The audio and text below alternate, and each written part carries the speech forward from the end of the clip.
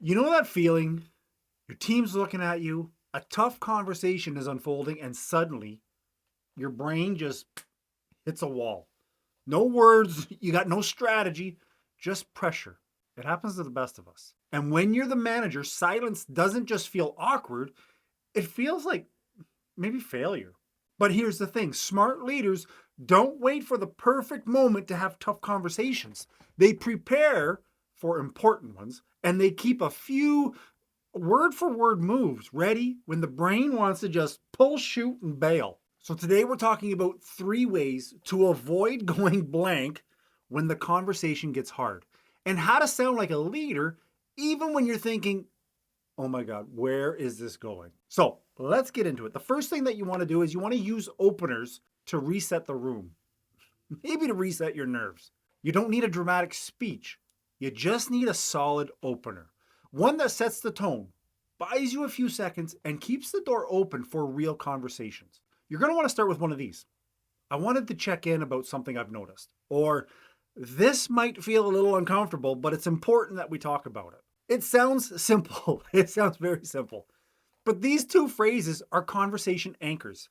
They reduce the emotional load, they give your brain space to catch up, and they tell the other person, this is leadership, not a lecture. Let me give you a quick example. One manager that I coach used to avoid addressing tension during team meetings. But last month, she started using the exact opener. She said, I've noticed a little disconnect lately, and I want to make sure that we're aligned. What followed wasn't confrontation, it was calm, open conversation that cleared the air and brought clarity. All because she didn't try to just jump to the solution. She started with a phrase that opened the door.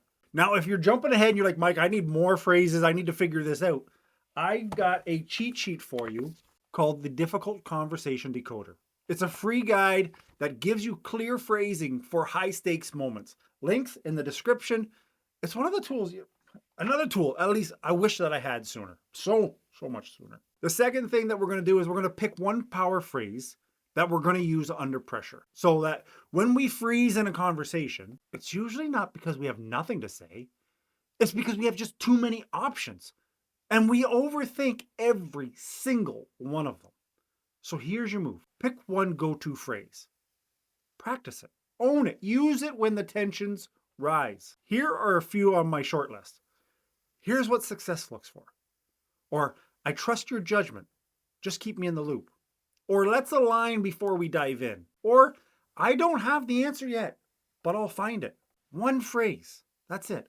Not a monologue, not a TED talk. Just one sentence that keeps you calm and in control while still sounding human. That's a big one. Now, let me give you a real life example of this. One manager that I worked with, he started saying, let's align before we dive in at the top of every project handoff. It felt awkward at first, almost too formal. But after a couple of tries, something clicked. People started asking better questions. Projects moved faster. The phrase became a signal. So pick one that fits your voice. Don't say it the way that I just said it in a video because this is a video. This isn't real life. But it's the idea because when the pressure hits, muscle memory beats mental gymnastics all day, every day. Now, quick reminder before we get to the third one. If this is useful, hit subscribe, one click, and you get new leadership tools every week. Now, number 3 is swap blame for curiosity. There's a moment in almost every tough conversation where you hit a fork in the road. Down one path, frustration, blame, tension, shutdown. Down the other, curiosity, clarity, progress. The phrases that could keep you on the second path, which is the better path, are the following. Help me understand what happened. Can we rewind and try a different approach? Or what support would help you follow through? It's not about being soft, it's about being strategic. When you shift from why did you mess up to what got in the way, you take the sting out of the conversation and you open the door for real accountability. I'll give you one more quick scenario. A manager on a remote team was frustrated with a direct report who kept missing async updates. The urge, it was to snap and say, we've talked about this 3 times. Instead, what he said was, what support would help you follow through consistently. It turns out the problem wasn't motivation, it was clarity. The teammate didn't even realize what done looked like. That one curious question led to a 5-minute fix and a huge drop in dropped balls. You don't need a dozen leadership hacks. You need a question that opens up the right conversation and it keeps your team in motion.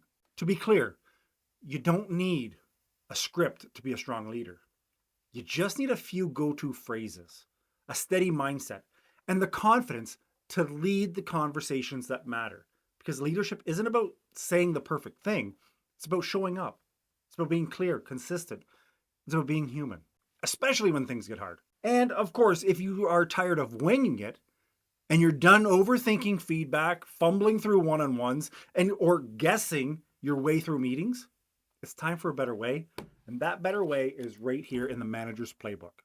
It's your leadership system, not another framework to memorize. It's a ready-to-run toolkit built for real managers doing real work. Delegation models, feedback formulas, decision tools, everything.